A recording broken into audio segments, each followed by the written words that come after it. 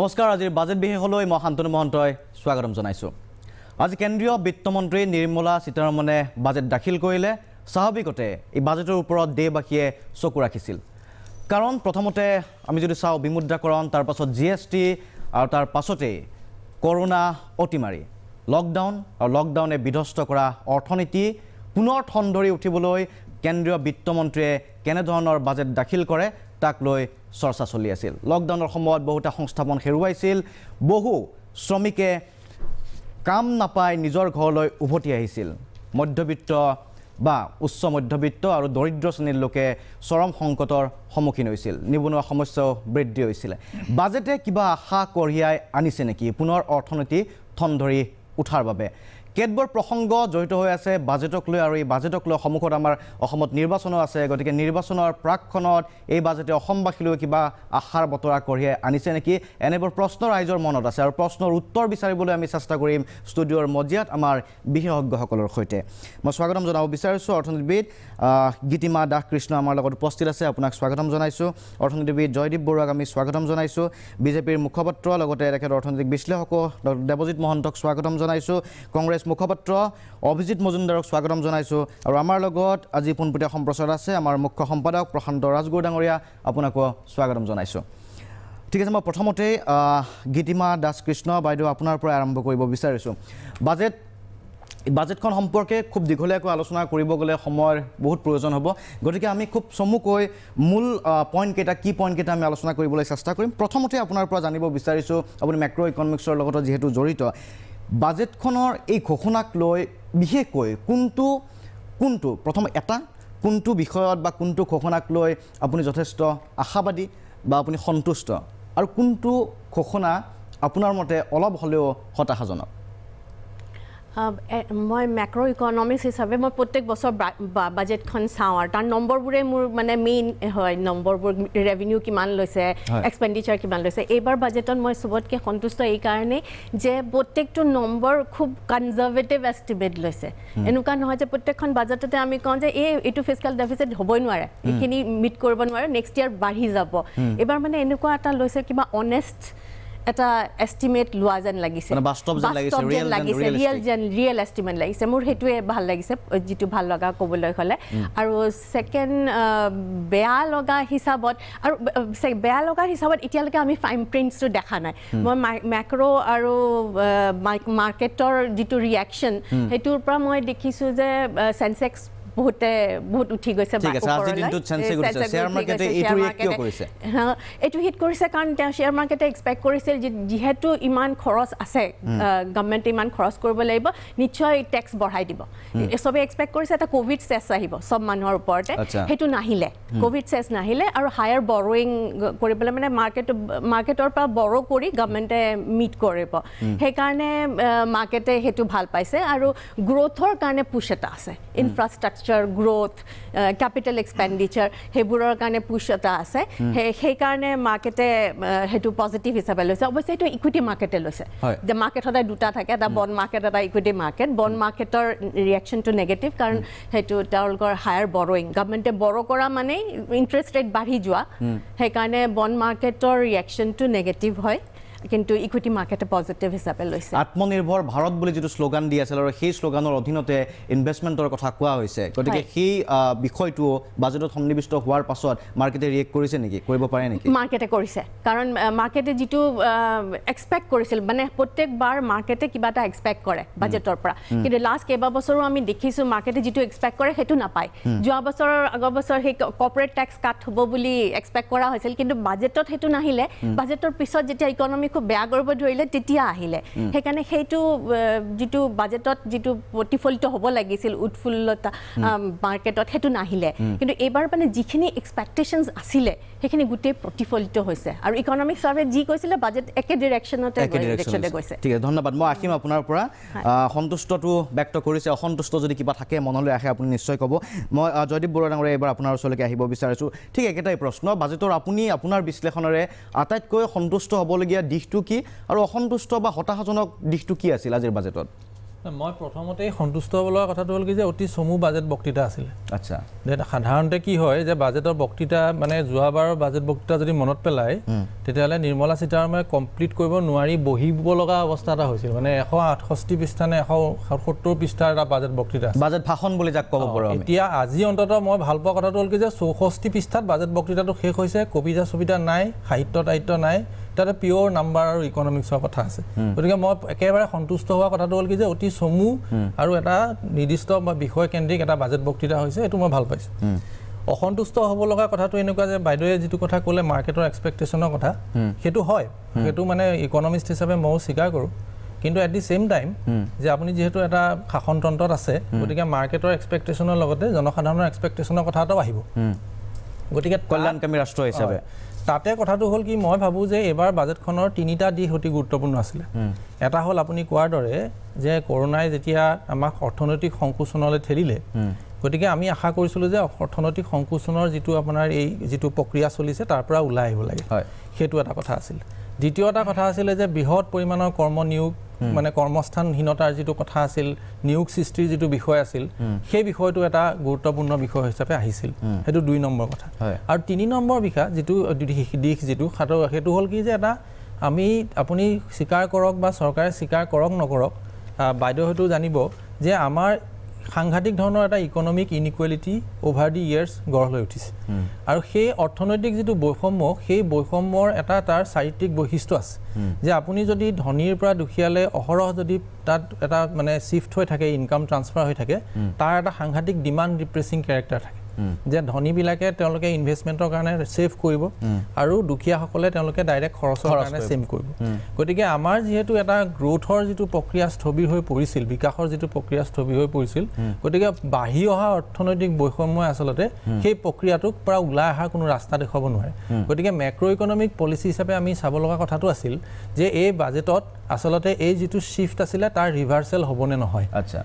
গতিকে মই ভাবোঁ যে এই 3টা দিশত এই বাজেটখনে কোনো স্পষ্ট তেনেকুৱা ধৰণৰ দিশ আমাক দেখুৱাব পৰা নাই। আওপকীয়াকৈ ইনফ্ৰাষ্ট্ৰাকচাৰ আৰু বা অন্যান্য কথা যিখিনি আছে সেইখিনিয়ে হয়তো নিয়োগ সৃষ্টি কৰিব, তাতো মোৰ নিজস্ব মত আছে। মই নাভাবোঁ যে সেইটো আমি আশা কৰা ধৰণে হ'ব, কিয় নহ'ব মই পৰৱৰ্তী সময়ত আহিম। কিন্তু আপোনাৰ পোনপটীয়া প্ৰশ্নটো হ'ল কি যে আছিলে যে কিকেইটা দিশ মই বিচাৰিছিলোঁ, এটা হ'ল কি যে আমি সেই মানে অৰ্থনৈতিক সংকোচনৰ পৰা ওলাই অহাৰ ৰাস্তা, নিয়োগ সৃষ্টি, সেইটো হয়তো কিছু পৰিমাণে সম্ভৱ হৈছে, কাৰণ ইয়াতে ইনফ্ৰাষ্ট্ৰাকচাৰ আৰু অন্যান্য বিষয়ত কিছু পৰিমাণে গুৰুত্ব দিয়া হৈছে। দ্বিতীয় কথাটো আছিলে নিয়োগ সৃষ্টিও আওপকীয়াকৈ কৰাৰ কথাটোহে কোৱা হৈছে। কিন্তু আমি নিয়োগ সৃষ্টিৰ কাৰণে মানে একেবাৰে স্পষ্ট পদক্ষেপ দি জনসাধাৰণক আশ্বস্ত কৰাৰ কোনো ধৰণৰ ইয়াতে ব্যৱস্থা কৰা হোৱা নাই। আৰু তৃতীয় আটাইতকৈ ইম্পৰ্টেণ্ট কথাটো হ'ল যিটো ইনকাম ট্ৰান্সফাৰৰ যিটো প্ৰক্ৰিয়া চলি আছিলে ধনীৰ পৰা দুখীয়ালৈ, কৰ্পৰেটৰ পৰা মানে পাব্লিকৰ পৰা প্ৰাইভেটলৈ, কৰ্পৰেটৰ পৰা সাধাৰণ মানুহৰ পৰা কৰ্পৰেটলৈ, মানে দেশৰ পৰা বিদেশলৈ, এই যিটো মানে প্ৰক্ৰিয়া চলি আছিলে, এই প্ৰক্ৰিয়াটো এটা ৰিভাৰ্চেল আমি এক্সপেক্ট কৰি আছিলোঁ। কিন্তু আমি দেখা পাইছোঁ যে সেইটোৱে ত্বৰান্বিত কৰাৰ কাৰণে আচলতে কিছু পলিচি লোৱা গ'ল। মই ভাবোঁ যে এইটো এটা হয়তো লং টাৰ্মত এটা ক্ষতিকাৰক প্ৰক্ৰিয়া হ'ব। ঠিক আছে, ধন্যবাদ। মই আহিম পুনৰ আপোনাৰ ওচৰলৈকে এই প্ৰশ্নটোৰ উত্তৰ বিচাৰিম যে কিয় আপুনি ভবা নাই নিয়োগ সৃষ্টি আন্তঃগাঁথনিৰ ক্ষেত্ৰত ইনভেষ্টমেণ্টৰ জৰিয়তে নিয়োগ সৃষ্টিত কোনবোৰ বাধা আছে, বিশ্লেষণ আপুনি আগবঢ়াব। মই প্ৰশান্ত ৰাজগুৰু ডাঙৰীয়াৰ ওচৰলৈকে যাম, তাৰ পাছতে মই বিজেপিৰ মুখপাত্ৰ আৰু কংগ্ৰেছ মুখপাত্ৰৰ ওচৰলৈকে আহিম। ৰাজগুৰু ডাঙৰীয়াৰ ওচৰলৈকে আহিব বিচাৰিছোঁ। ঠিক একেটাই প্ৰশ্ন মই আপোনাৰ পৰা উত্তৰ বিচাৰিম বা জানিব বিচাৰিম, দৰ্শকসকলে জানিব বিচাৰিব কোনটো ঘটনাক লৈ আপুনি সন্তুষ্ট বা আশাপ্ৰদ আৰু নিৰাশাজনক কোনটো দিশ আছে?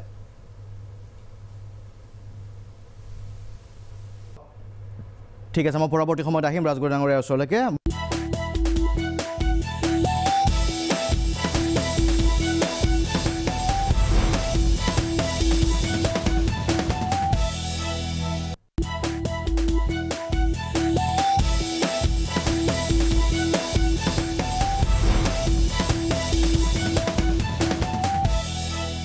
মই একেটা প্ৰশ্ন লৈ এবাৰ আহিব বিচাৰিছোঁ কংগ্ৰেছ মুখপাত্ৰ অভিজিত মজুমদাৰ ডাঙৰীয়া আপোনাৰ ওচৰলৈকে। বাজেট উত্থাপনৰ পাছত আচলতে সংবাদ মাধ্যমৰ জৰিয়তে, সংবাদমেলৰ জৰিয়তে কংগ্ৰেছে দলীয়ভাৱে স্পষ্ট কৰিছে যে বাজেটখনত একো নাই, ফোপোলা বাজেট বুলি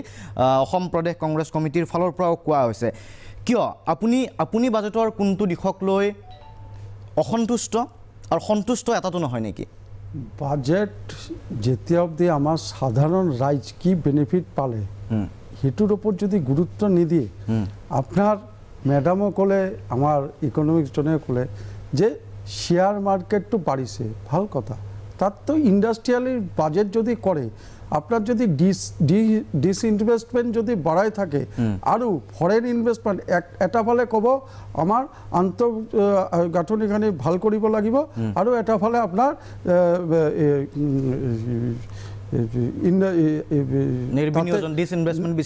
ডিসইনভেস্টমেন্ট তো করেছেই আর ইন্স্যুরেন্স সেক্টর যেটু এটু সেক্টরে 73% আপনার ফরেন ইনভেস্টারে আমন্ত্রিত করেছে তো এনেকুৱা যদি বাজেট করে তেতিয়াহলে আমার সাধারণ মানুষ কোনো বেনিফিট নহয় আর আটার থেকে ডাঙর কথা এতিয়া আমার ভারতবর্ষে যেতিয়া বিজেপি সরকার কৈ আছে যে কোভিড আহার কারণে আমার আন্তঃগাঁথনিক আর ইকোনমিক্যালি আমার ভারত বহুত পিছ পড়িছে এইটো কথা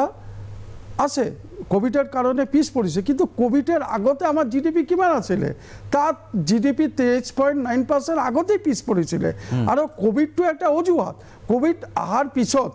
হেতু পিছ পড়িছে গোটে পৃথিবীত পিছ পড়িছে কিন্তু ভারতবর্ষের যেটো ইকোনমি একদম তলানিত গুচি গল আর আমার আজির যেটো সমস্যা এটো প্রতিজন ভারতবাসীর এটাই সমস্যা হল যে এমপ্লয়মেন্ট কেনেকুৱা জেনাৰেট কৰিব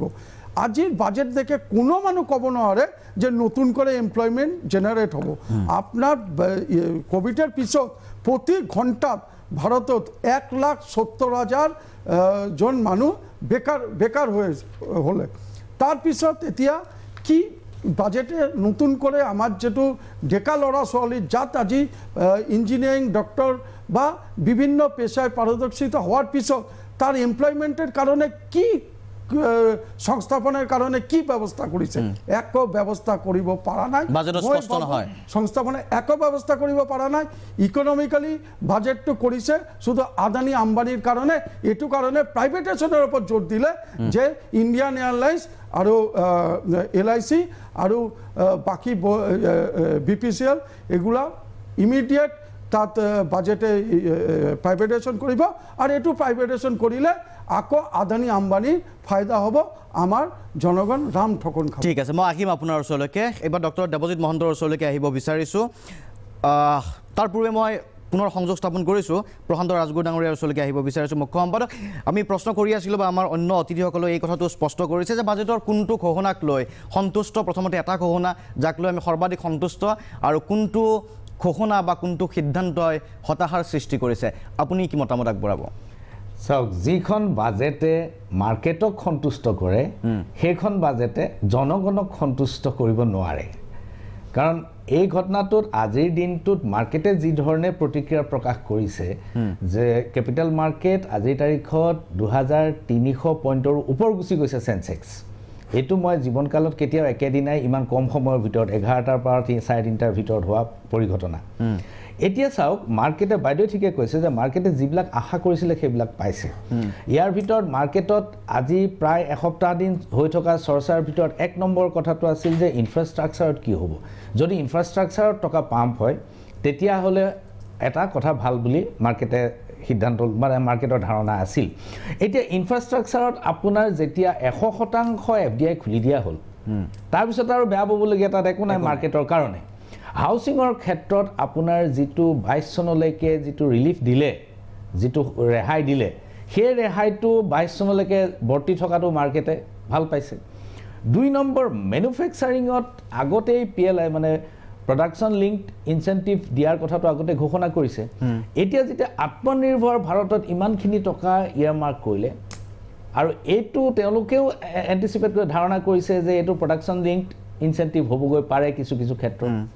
এইটো তেওঁলোকে বেয়া পোৱাৰ প্ৰশ্ন নাহে কিন্তু ষ্টেণ্ডাৰ্ড ডিডাকশনৰ ক্ষেত্ৰত চৰকাৰ নীৰৱ থকাটোত মাৰ্কেটে সিমান ভাল পোৱাৰ কথাও নাহে আৰু ইটো কথাত হ'ল কি অটোমোবাইল সেক্টৰত তেওঁলোকে আশা কৰিছিল যে যেহেতু এইকিদিন অলপ যোৱা নৱেম্বৰ ডিসেম্বৰৰ পৰা যেহেতু অলপমান ত্ৰান্বিত হৈছে লকডাউনৰ পৰৱৰ্তী অৱস্থাত তেওঁলোকে আৰু অলপ ইনসেন্টিভ আশা কৰিছিলে কিন্তু মই প্ৰথম দৃষ্টিতে কিন্তু তেনেকুৱা কোনো ইনসেন্টিভ দেখা নাই আৰু দ্বিতীয় কথাটো হ'ল যে যেটো ইম্পৰ্ট ডিউটি হাইক কৰিছে এই ইম্পৰ্ট ডিউটি হাইক কৰাটোৱে কিছু কিছু ক্ষেত্ৰত কটন বা অন্যান্য আইটেমৰ ক্ষেত্ৰত হেতুৱে অকমান সহায় কৰিছে আৰু এই যে বিশেষকৈ আত্মনিৰ্ভৰশীল ভাৰতৰ নামত 27.1 লাখ কোটি টকা ইয়াৰমাৰ্ক কৰাটোৱে মাৰ্কেটক খুব উঠাই দিছে এতিয়া কথাটো হ'ল ডক্টৰ জয়দীপ বৰুৱাই যিখিনি কথা কৈছে তাৰ লগত মই একমত মোটামুটি কাৰণ ঘটনাটো হ'ল যে কল্যাণকামী ৰাষ্ট্ৰৰ যিখিনি কাম এই কামখিনি আচলতে চৰকাৰৰ ৰাজনৈতিক প্ৰয়াস আৰু চৰকাৰৰ ৰাজনৈতিক এপ্ৰ'চৰ ওপৰত নিৰ্ভৰ কৰে এতিয়া ধৰি লওক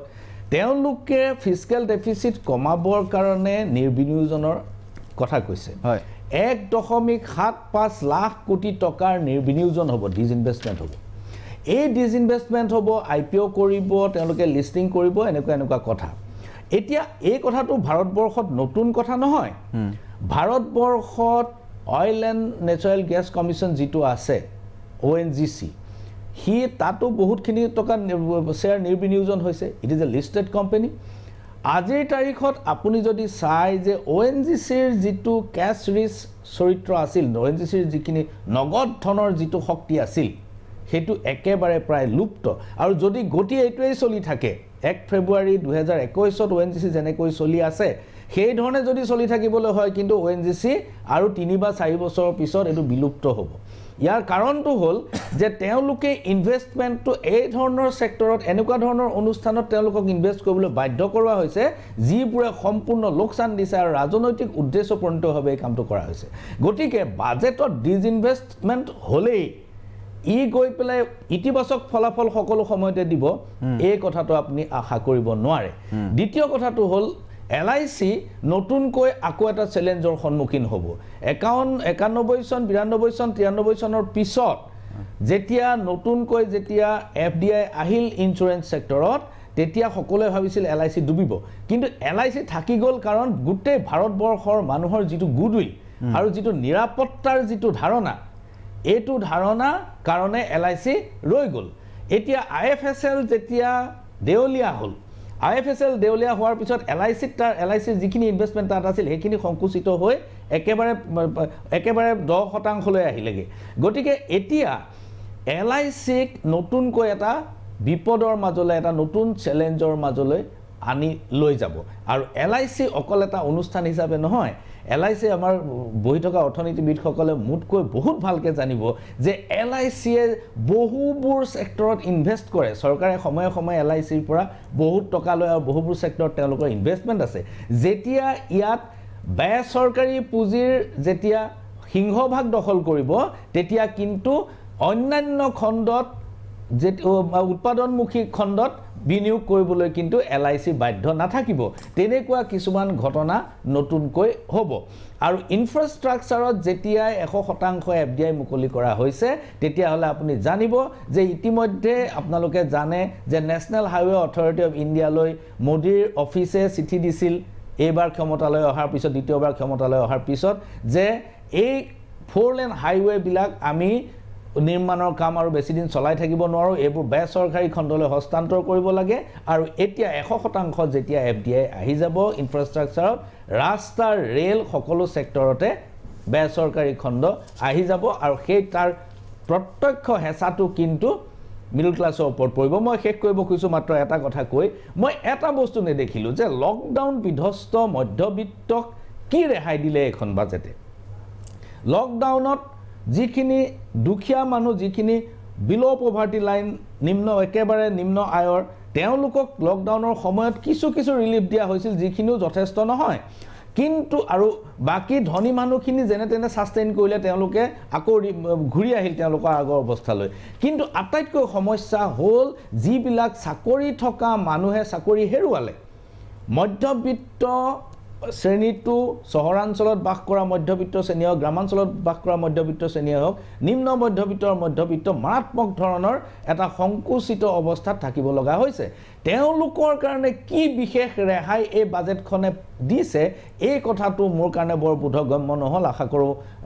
আমাৰ পেনেলিষ্ট সকলে মোক এই কথাটো ক'ব পাৰিব শান্তনু ঠিক আছে ধন্যবাদ জ্ঞাপন কৰিছো মই আহিম পুনৰ আপোনাৰ ওচৰলৈকে মই ডক্টৰ দেৱজিৎ মহন্তৰ পৰা এই প্ৰশ্নৰ উত্তৰ বিচাৰিম এটা সময় বাণিজ্যিক বিৰতিৰ পাছত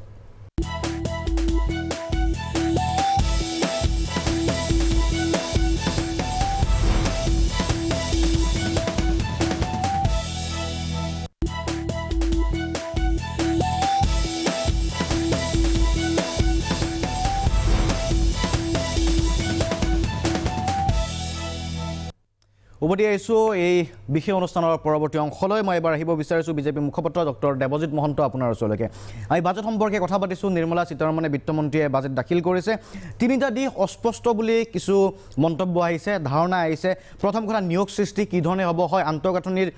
ইনভেষ্ট বিনিয়োগৰ কথা কোৱা হৈছে হয়তো আন্তঃগাঁথনিৰ জৰিয়তে কিছু নিয়োগ সৃষ্টি হ'ব কিন্তু লকডাউনৰ সময়ছোৱাত যি ধৰণৰ ব্যাপক হাৰত মানুহে চাকৰি হেৰুৱাইছে সেইসকল লোক আসলতে এই আন্তঃগাঁথনি উন্নয়নৰ জৰিয়তে তেওঁলোক তাত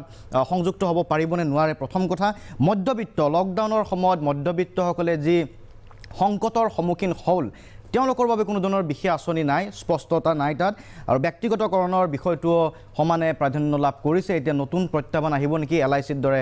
অনুষ্ঠানৰ বাবে কি ক'ব যেতিয়া সমাজৰ উচ্চ নিম্ন আৰু মধ্যবিত্ত শ্ৰেণীৰ লোকৰ আশা আকাংক্ষা এখন বাজেটত প্ৰতিফলিত হয় তেতিয়া সেইখন বাজেটক কোৱা হয় জনমুখী বাজেট আজি উত্থাপন হোৱা বাজেটখনৰ প্ৰতি যদি আপুনি লক্ষ্য কৰে আমি যাক অন্নদাতা বুলি কওঁ কৃষকসকল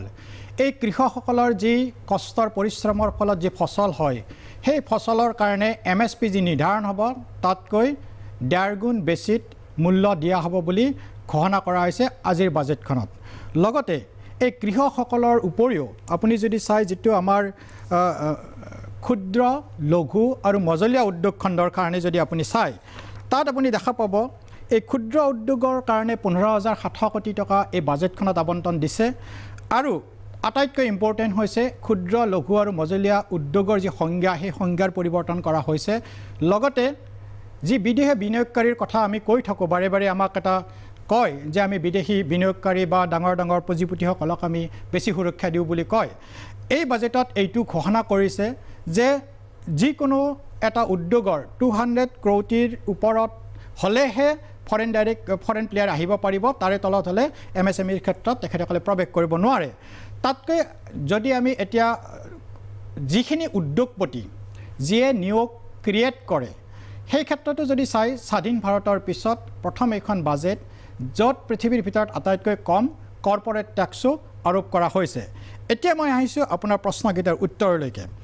এই প্ৰসংগত আমাৰ উপৰোক্ত বক্তা ৰাজগুৰু ডাঙৰীয়াই কৈছিলে যে হাউচিঙৰ ক্ষেত্ৰত যিটো ৰেহাই দিয়া হৈছে তাক কেনেকৈ আমাৰ উপকৃত হ'ব হাউচিং হৈছে এটা সেক্টৰ যাৰ লগত গোটেইকেইটা খণ্ড জড়িত হৈ থাকে যদি নিৰ্মাণ খণ্ড বা হাউচিং ক্ষেত্ৰৰ উন্নতি হয় তেতিয়াহ'লে আপুনি চাব ইটা বালি শিল চিমেণ্ট ৰড এই সকলোবিলাকৰে উত্থান হয় এতিয়া এই হাউচিং সেক্টৰত যেতিয়া আপোনাৰ বিশেষকৈ যদি আমি যিটো মধ্যবিত্ত বা আমাৰ যিখিনি চৰকাৰী চাকৰিয়াল আছে তেখেতসকলক যিটো আপোনালোকে গম পাব যিটো 4% বা 4% to 5%ৰ ভিতৰত যিটো ইণ্টাৰেষ্ট ৰেটত ঘৰ বনোৱাৰ কাৰণে দিয়া হয় তেখেতসকলৰ সপোনৰ ঘৰটো বনোৱাৰ ক্ষেত্ৰত কিমান সহায়ক হয় সেইজন মানুহে গম পাব যিয়ে এই লোনটো লৈ পেলাই ঘৰটো বনাইছে দ্বিতীয়তে আমাৰ কংগ্ৰেছৰ মুখপাত্ৰগৰাকীয়ে কৈছিল যে ইণ্ডিয়ান এয়াৰলাইন্সকটো প্ৰাইভেটাইজেশ্যন কৰি দিলে বিজেপি নেতৃত্বাধীন চৰকাৰে হয়তো তেখেত জ্ঞাত নহয় মই তেখেতৰ জ্ঞাতাৰ্থে জনাই দিওঁ 2006 চনত বম্বে আৰু দিল্লী এয়াৰপৰ্ট তাৰপিছত 2008 চনত বেংগলোৰ আৰু হায়দৰাবাদ এয়াৰপৰ্ট কংগ্ৰেছেই ব্যক্তিগত খণ্ডলৈকে হস্তান্তৰ কৰিছিল GVK গ্ৰুপক তাৰ উপৰিও যে আপুনি যদি চাই এই এয়াৰ ইণ্ডিয়া যিয়ে 50,000 কোটি টকা লছত আছে এই দিল্লী আৰু বম্বে এয়াৰপৰ্ট যিয়ে বছৰি 3,000 কোটি টকা প্ৰফিট দি আছে আন এটা বিষয় যদি আমি চাওঁ এই বাজেটখনত আটাইতকৈ উপকৃত বিষয়টো হৈছে প্ৰতিটো সেক্টৰত যদি চাই আপুনি সুধিছিলে মোক নিয়োগ সৃষ্টিৰ ক্ষেত্ৰত কেনে ধৰণে পদক্ষেপ লৈছে এতিয়া আজিৰ বাজেটখনৰ পদক্ষেপৰ লগত সংগতি ৰাখি মই আগৰ পৰা অকমান কথা আপোনালোকে আনিছো সেইটো হৈছে যদি আপুনি যায় এমপ্লয়িজ প্ৰভিডেন্ট ফাণ্ড দুটা হয় এটা হল নতুন এমপ্লয়িজ প্ৰভিডেন্ট ফাণ্ড কিমানখিনি এন্ট্ৰি হৈছে আমাৰ চৰকাৰখন যেতিয়া 2014 চনত আহিছিল প্ৰথমটো কাৰ্যকালত মই যদি আপোনাক জনাবলৈ পাই সুখী হ'ম যে 2015 ৰ পৰা 2018-19 লৈকে নতুন যে আমাৰ এমপ্লয়িজ প্ৰভিডেন্ট ফাণ্ডত নিউ এন্ট্ৰি হৈছিলে প্ৰায় 20 লাখ তাৰ মানে এই নতুন 20 লাখ আপোনাৰ চাকৰি পাইছে তাৰ পিছত যদি আপুনি চাই যেটো ESI বুলি কয় এমপ্লয়ি ষ্টেট ইনস্যুৰেন্স তাত যদি চাই 4,80,000 এইটো মই কোৱা ফিগাৰ নহয় এইটো ডাটাই বা বিভিন্ন মন্ত্ৰালয়ে কোৱা ফিগাৰ তাৰ পৰি যদি আপুনি চাই আমি মুদ্ৰা লোন দিছিলো প্ৰায় 1,50 লাখক প্ৰায় 7 ট্ৰিলিয়ন আপুনি যদি চাই 70,000 crore দিয়া গৈছে তাৰ জৰিয়তে নিয়োগ সৃষ্টি হৈছে গতিকে সেই সময়তে যদি আপুনি চাই যেটো আমাক বাৰে বাৰে উত্থাপন কৰে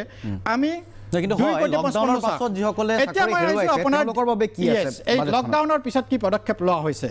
এই লকডাউনৰ পিছত যদি চাই যিটো ইনফ্ৰাষ্ট্ৰাকচাৰ ডেভেলপমেণ্ট প্ৰজেক্ট লৈছে আৰু আপোনাৰ প্ৰধানমন্ত্ৰী যে ডিক্লেয়াৰ কৰিছিলে যেতিয়া নৰেন্দ্ৰ মোদী ডাঙৰীয়া আহিছে অহাৰ পিছত যে প্ৰতি বছৰ আমি 2 কোটি কৰি মানুহ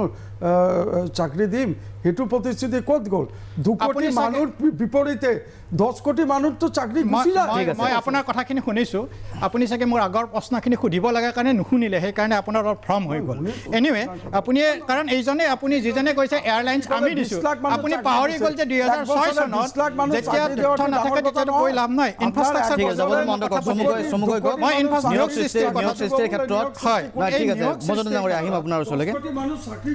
হয় মজনু ডাঙৰীয়া লকডাউনৰ পাছত আচলতে যিটো অৱস্থাৰ সৃষ্টি হৈছিলে সেইসকলৰ নিয়োগৰ ক্ষেত্ৰত বাজেটখনত এটা স্বচ্ছ ছবি নাই সেই কথাটো কোৱা হৈছে নাই যেতিয়া ইনফ্ৰাষ্ট্ৰাকচাৰ যেতিয়া ডেভেলপমেণ্ট প্ৰজেক্টত মূলতঃ ডেভেলপমেণ্ট প্ৰজেক্টৰ ওপৰতে নিৰ্ভৰ কৰা হৈছে 7400 প্ৰজেক্টৰ যি 2019তে এইটো কিক আপ কৰিছিলে তাৰপিছত এইবাৰ চাব 7400 প্ৰজেক্ট তাত হেৰি কৰা হৈছে এলটমেণ্ট কৰা হৈছে এই 7400 প্ৰজেক্টৰ জৰিয়তে আপুনি নিয়াৰ এবাউট ব্যাপক নিয়োগ সৃষ্টি হ'ব বুলি আশা কৰিব পাৰে নিয়োগ সৃষ্টি হ'ব মই আহিম আপোনাৰ ওচৰলৈকে যদি বড়ো আপুনি সন্মত হয়নে নহয় এই প্ৰসংগত নিয়োগ সৃষ্টিৰ প্ৰসংগত কাৰণ নিয়োগ সৃষ্টি এই ইছ্যুটো এটা ডাঙৰ ইছ্যু আজিৰ তাৰিখত ভাৰতবৰ্ষত মানে বিশেষকৈ লকডাউনৰ পাছৰ অৱস্থাত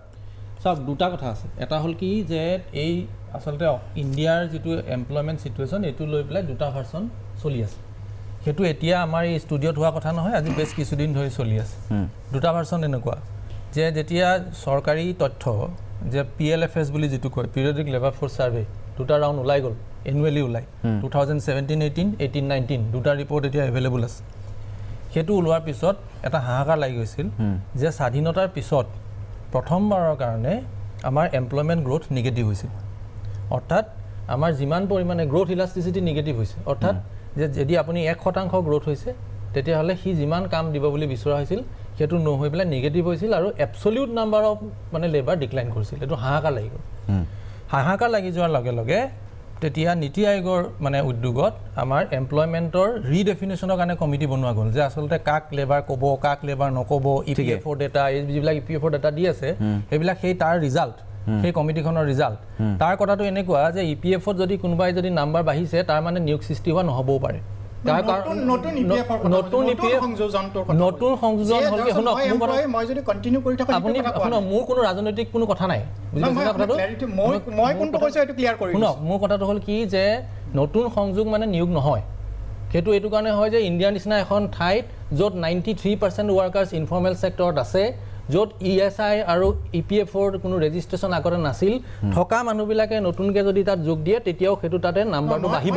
আপোনাৰ লগত আৰ্গুমেণ্ট কৰা নাই মই এটা কথা জানিব বিচাৰিছোঁ ধৰি লওক মই এজন আজি এটা চৰকাৰী চাকৰিত এটা জইন আপুনি কৈ লওক মোৰ EPF-খিনি যদি মই দিওঁ তাৰমানে মই নতুন নে পুৰণি কোনটো মই সেইটো আপোনাৰ পৰা জানে মোৰ আগতে ধৰকচোন মই চাকৰিত জইন কৰিলোঁ প্ৰশ্নটো সেইটো নহয় প্ৰশ্ন হ'ল কি যে আপুনি নতুনকৈ নিয়োগ পাইছে নে পুৰণা আকৌ নিয়োগ এটা আছে নিয়োগ নোপোৱাকৈ EPF-টো পাব নে নাপায় EPF আগৰ পৰা চলি আছে মই সেইটো কোৱা নাই আজিৰ ডেটত যিখিনি EPF আহিল যে অমুক নাম্বাৰটো আহিলে গতিকে সেই নাম্বাৰটো আগৰ পৰা কৰি থকা বুলিতো মই কোৱা নাই গতিকে যিহেতু মোৰ এইবাৰে প্ৰথম সোমাল গতিকে সেইখিনি নতুন আপুনি কেনেকৈ হ'ব এইটো নহয় এইটো কাৰণেই যে আমি এইটো জানো যে চৰকাৰী ডাটাতে এইটো ওলাইছে যে কিমান % মানুহে আচলতে কৰি থকা ইনফৰ্মেল ছেক্টৰত কাম কৰি থকা মানুহে নতুনকৈ তাত ছাবস্ক্ৰাইব কৰিলে ফৰ্মেল ছেক্টৰৰ কথা কৈ আছোঁ ইনফৰ্মেল কোৱা নাই ফৰ্মেল ছেক্টৰতো থাকিব পাৰে ফৰ্মেল ছেক্টৰটো এইবোৰ হ'ল কি these are not newly created employment these are new subscribers to EPFO there is a difference between new subscribers to EPFO and new employment creation এইটো আপুনি ক্লিয়াৰলি বস্তু বুজি লওক হয়তো মই আপোনাৰ ক্ষেত্ৰত আপুনি নালাগে ঠিক আছে আহিম পৰৱৰ্তী স্পষ্টীকৰণটো দি দিব দ্বিতীয় কথাটো হ'ল যে মই কিয় কৈছোঁ যে এইটো নহ'ব পাৰে দুটা কথা এটা হ'ল কি প্ৰথম এটা পইণ্ট আহিছিলে যে কৰোনাই বিধ্বস্ত কৰা অৰ্থনীতি ওলাই অহা ৰাস্তা কি চবেই এটা কথা কৈ আছিলে যে চৰকাৰে ডেফিচিট বঢ়াই হ'লেও স্পেণ্ড কৰিব লাগে আৰু FRBM এখনত কৈ থৈছে যে 3.5% কৰিব তাতকৈ বেছি কৰিব নালাগে এইবাৰত আমি দেখা পালোঁ যে বাইদেৱে যিটো কথা কৈছিলে যে এটলিষ্ট তেওঁলোকে কৈছে যে 6.8% তেওঁলোকৰ ডেফিচিট হ'ব আৰু আগৰ বছৰ যোৱা বছৰটোত 9.5% ডেফিচিট হৈছে সেইটো মানে FRBM এক্ট তেওঁলোকে বাইপাছ কৰি তেওঁলোকে সেইখিনি কৰিছে সেইটো ভাল কথা এনে চাবলৈ গ'লে দেখাত এইটো এনেকুৱা লাগে যে ইট ইজ এন এক্সপানশ্যনেৰী বাজেট যে তেওঁলোকে এক্সপেণ্ডিচাৰ কৰিছে আৰু তাৰ জৰিয়তে আমাৰ এইটো আচলতে ইকনমিটো ওলাই আহিব দুটাৰ কাৰণত আপোনাৰ বাজেট ঘাটি বাঢ়ে এটা হ'ল হয় আপোনাৰ আয় কমিছে আৰু নহ'লে আপোনাৰ ব্যয় বাঢ়িছে আপুনি যদি এই বাজেট ফিগাৰবিলাক এতিয়া চাই তেতিয়াহ'লে আপুনি দেখা পাব যে নৰ্মেলি এক্সপানশ্যনাৰী বাজেট আপুনি কেতিয়া কোৱা হয় যে আপোনাৰ ৰেভিনিউ একে আছে কিন্তু আপোনাৰ এক্সপেণ্ডিচাৰ বাঢ়ি গৈছে কিন্তু আপুনি দেখা পাব যে আমাৰ মইতো যোৱা বছৰটো কৰোণা হোৱাৰ কাৰণে সেইটো বাদেই দি দিছোঁ হয় তাৰ আগৰ বছৰটো যদি চাই যিটো একচুৱেল ফিগাৰ 1920 সেই তুলনাত আপুনি যদি চাই তেতিয়া দেখিব যে তেতিয়া দেখা পাব যে মোটামুটি আপোনাৰ ৰেভিনিউ যিটো কালেকশ্যন হৈছে 1920তকৈ আপোনাৰ এতিয়া সিমান বাঢ়া নাই নহয় বাঢ়াই নাই আচ্ছা কিন্তু ব্যয়টো বাঢ়িছে গতিকে আপুনি এই যিটো ডেফিচিট আহিছে ব্যয়টো বাঢ়িবই ডেফিনেটলি বাঢ়িব কমিটেড এক্সপেণ্ডিচাৰ আছে এক্সট্ৰিমলি সৰি মই ফিগাৰটো তেখেতৰ মিছমেটছ কাৰণে কৈছোঁ এইখন এটা ফিগাৰ য'ত তেখেতে কৈছে বঢ়া নাই 2018-19ত ৰেভিনিউ ৰিচিভ দেখাইছে আপুনি ফিগাৰটো দেখাই দিব নাই ঠিক আছে আপুনি কৈ দিয়ক গতিকে এই ফিগাৰটো দেখাইছে 1 crore 55 lakhs 2916 এটো 18-19 আৰু 19-20 196 আৰু আপোনাৰ পিছত ৰিভাইজ কৰি এটো 185 হ'ল আৰু এইবাৰ 2020-21ত কৰিছে 202 গতিকে এইটো এইখন হেৰিটো মানে আপোনাৰ কিমান মই হেতু কৈছো যে মই কৈছো কমা বুলিটো কোৱা নাই মই কৈছো ইনক্ৰিজিং ৰেশিও যেটো আপোনাৰ মই কি কৈছো যে যিমান বাঢ়িব লাগে সিমান বঢ়া নাই ঠিক আছে 15 যে বেসিক্যালি লোৱা নাই সেইকাৰণে পিছত হয়তো বাঢ়িব পাৰে 1969 আছিল আৰু 2021 304 ঠিক আছে গতিকে 69 আৰু 304 মানে 2 crore 69 আৰু তাৰপিছত 3 crore ডিফাৰেন্স আছে কিন্তু ঠিক আছে মই আহিম আপোনালোকৰ আলোচনাৰ মাজলৈকে আহিম আমাৰ বাজেট আলোচনা অব্যাহত থাকিব বিশেষজ্ঞসকলে নিজৰ নিজৰ যুক্তি আগবঢ়াই আছে এটা সামাজিক বিৰতিৰ সময় হ'ল উভতি আহিম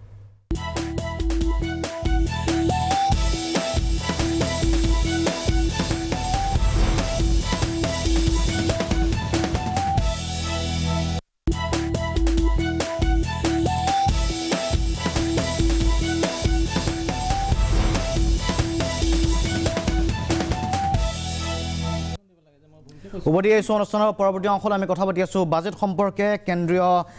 বিত্তমন্ত্ৰী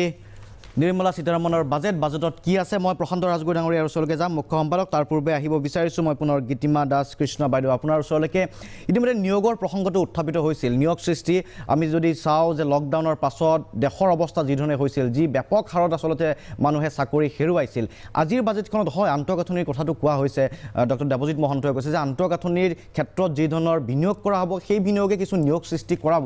কিন্তু আপুনি ভাবেনে মেক্ৰ' লেভেলত সেইটোৱে সন্তুষ্ট কৰিব পাৰিব বা পুনৰ আগৰ অৱস্থালৈ উভতাই আনিব পাৰিব মই সেইটো মানে মই এগ্ৰি কৰোঁ তেওঁৰ লগত যে যিখিনি তেওঁ কৈছে যে কনষ্ট্ৰাকশ্যনৰ ক্ষেত্ৰত বা হাউজিং ক্ষেত্ৰত তেওঁলোকে সাধাৰণতে মাল্টিপ্লায়াৰ এফেক্ট থাকে মানুহক সংস্থাপন দিয়ে চিমেণ্ট ষ্টিল সেইবোৰ চেক্টৰ ভাল হয় মানুহৰ স্কিল্ড আৰু ছেমি স্কিল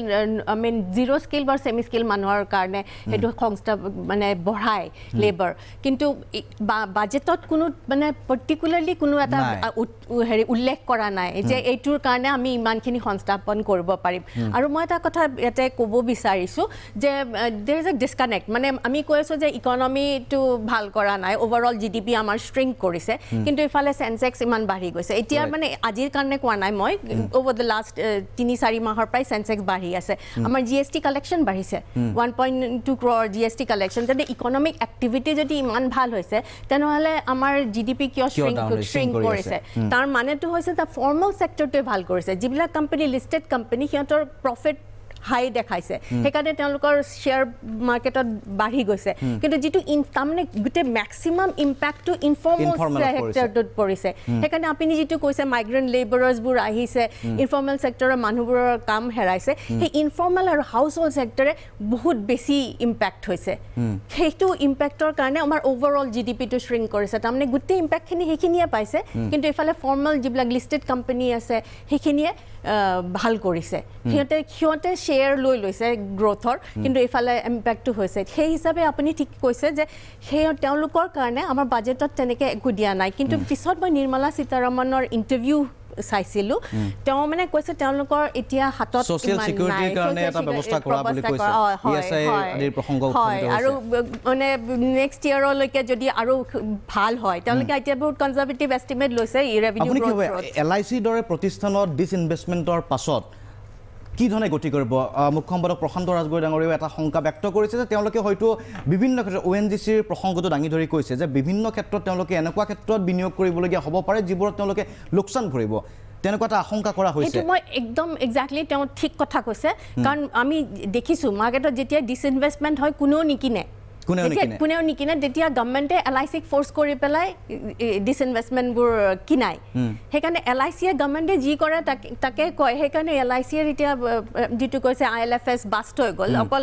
LICৰে পইচা যোৱা নাই আমাৰ চবৰ যাৰ মিউচুৱেল ফাণ্ডত আছে ইনভেষ্টমেণ্ট আমাৰ চবৰে পইচা লছ হৈছে সেইকাৰণে LICৰো পইচা লছ হৈছে এতিয়া LICৰ যদি ডিসইনভেষ্টমেণ্ট হয় LIC IPO কৰিব এতিয়া তেতিয়া গভৰ্ণমেণ্টৰ কথামতে হয়তো তেতিয়া চলিব নালাগিব তেওঁলোকৰ ইনভেষ্টমেণ্ট হয়তো এনেকুৱা কৰিব লাগিব য'ৰ পৰা তেওঁলোকে ভাল ৰিটাৰ্ণ পায় সেইবোৰ চাই পেলাই ৰিস্ক এনালিচিছটো ভাল হ'ব বুলি মই ভাবোঁ কিন্তু মই কমপ্লিটলি এগ্ৰী কৰোঁ যে LIC যিটো ইনভেষ্টমেণ্ট গভৰ্ণমেণ্টে ফ'ৰ্চ কৰি কৰাইছে সেইবিলাক প্ৰফিটেবল ইনভেষ্টমেণ্ট বুলি ক'ব নোৱাৰি সদায় প্ৰফিটেবল গভৰ্ণমেণ্টে যিবিলাক কৰাইছে কেতিয়াবা ডিসইনভেষ্টমেণ্ট যেনেকৈ মই ক'লো হ'লে এতিয়া ব্যক্তিগত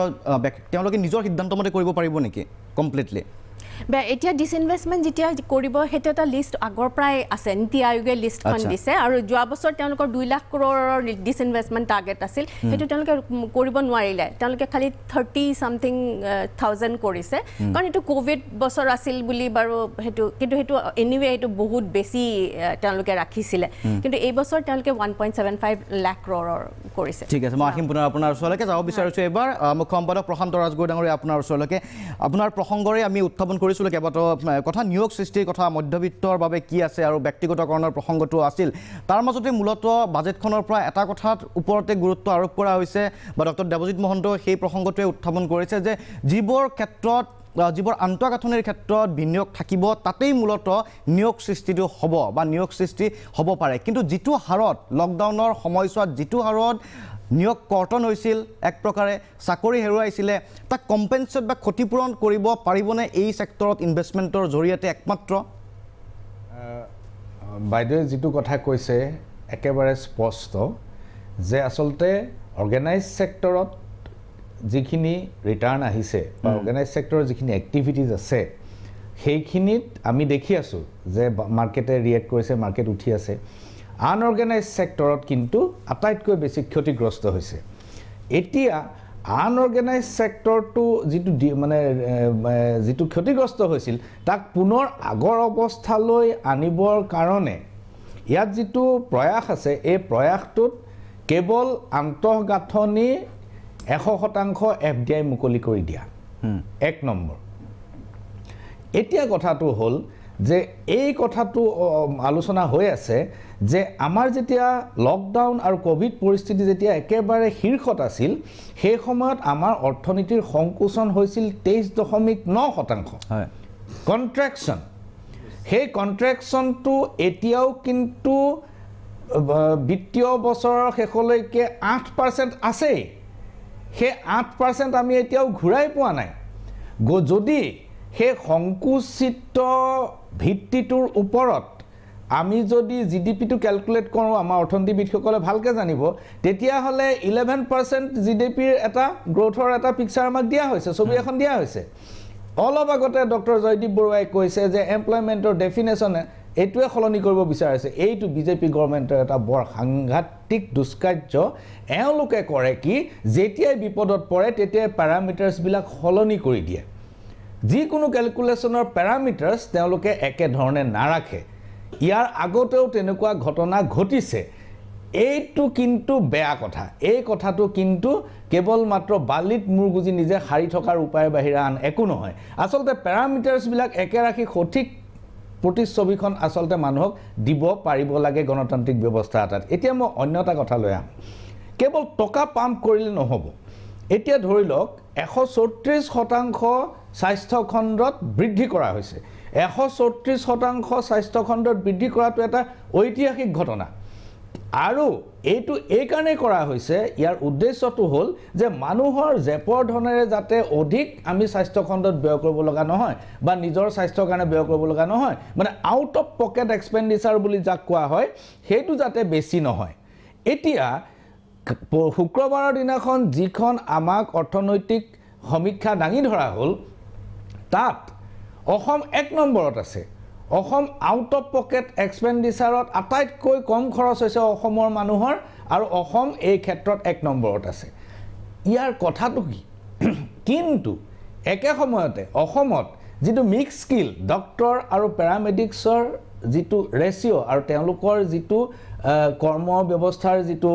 ডিষ্ট্ৰিবিউশ্যন সেইটোত কিন্তু অসম একেবাৰে শেষত 20ৰ পৰা গৈ 23 নম্বৰত আছে এতিয়া যদি আপুনি টকা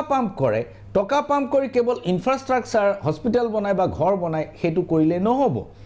ৱেলফেয়াৰ কল্যাণকামী চৰকাৰ এখনে আচলতে তৃণমূল পৰ্যায়লৈকে স্বাস্থ্য ব্যৱস্থাটো টনকিয়াল কৰিব লাগিব আৰু এইটো কাৰণে যিটো মিক্স স্কিল ৰেচিঅ' যিটো ডাক্তৰ আৰু নাৰ্ছৰ যিটো কৰ্মসংস্থাপনৰ বা কৰ্ম ব্যৱস্থাৰ যিটো আপোনাৰ ডিষ্ট্ৰিবিউশ্যন ইউনিফৰ্মিটি যিটো লাগে হয় সেই বস্তুটো নিশ্চিত কৰিব লাগিব এতিয়া এই বাজেটে কি দিশত আমাক লৈ যায় নে শুক্ৰবাৰৰ দিনাখন আমাক দিয়া অৰ্থনৈতিক সমীক্ষাত দেখুৱা 1 নম্বৰখন হৈ থাকিব লাগিলে আমি টকা খৰচ কৰা দেখিম কিন্তু স্বাস্থ্য সেৱাটো আমি নাপাম সেইটোৱে মূল কথা মই পুনৰ ৰাখিম আপোনালোকৰ ওচৰলৈকে সময় হৈছে আন এটা সময় বাণিজ্যিক বিৰতি